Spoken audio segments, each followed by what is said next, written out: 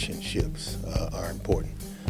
And I think I said it in my introductory comments that relationshiping, as I call it, is not complicated, but it is hard.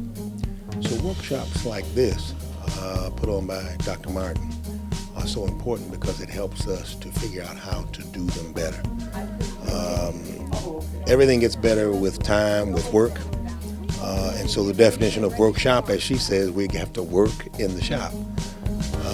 And she is just an absolute expert at this. She engages everybody. Everybody comments. People start to feel like they really want to participate in it. And the end result is stronger and better relationships. So this stuff's very important. It's been great so far. This workshop is one of many that I've been to with Dr. Martin. And as you can see, I keep coming back because I always get something new out of it. And I just love the way she makes you see who you are, but it's not like in a judgmental way. Like, she makes you do the work for yourself and you come out more enlightened because it's just good stuff. So do the work.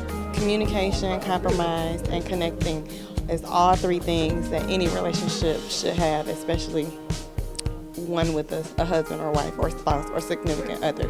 So whether it's a relationship between you and your spouse or another family member, those are three things that everyone should have and be able to articulate and to be able to communicate better.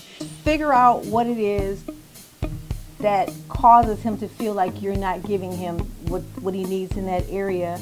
And if you can figure out what it is, then you can address it one stone at a time. If it's something with time or another person that you're focused on, wherever the insecurity comes from, first you have to there's a root, and you've got to get to that. And that comes from the communication part that we were talking about. Getting to know your partner well enough where that person understands that they can be comfortable to actually tell, because they know. I think most people, when you're insecure, you kind of know what it is that's really causing it, where that root came from. And if you can get that out of them, then you'll have a better understanding as to how to address it. But just looking at the surface of it, no, it's too hard. That's a big question. It's a big question. Yeah. And remember, I know we got to wrap this up. Appreciate incremental changes. Because the hypocrisy of the fact that I would kill somebody for doing to my daughter what they did, then realize I was doing the same thing to somebody else's daughter. I was just as manipulative. I was just as, So that was an eye-opener for me. So I went through an amends process with my daughter where she told me how my behavior impacted her. And she had permission to tell me. And I couldn't respond. I had to listen and hear and really take it in and feel and soak it in. And then after doing that a week later, I had to let her know how I understood how when I did ABC, this is how it impacted you. One of the most powerful things I've ever been through in my life, and my daughter's my best friend. The easy way out is us wanting to change other people because that says there's nothing wrong with us.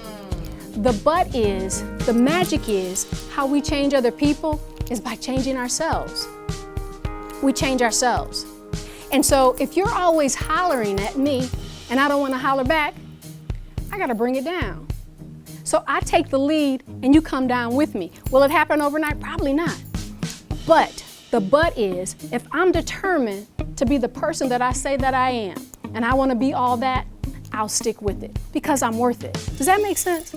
And so be the person that you are and that you say you are and that you desire to be. If you are not the B word, you got to stop responding. You don't need to teach your mother, anybody else about who you are. Just show the world. Just show the world. Because what's that? I can show you better than I can tell you. Does that make sense?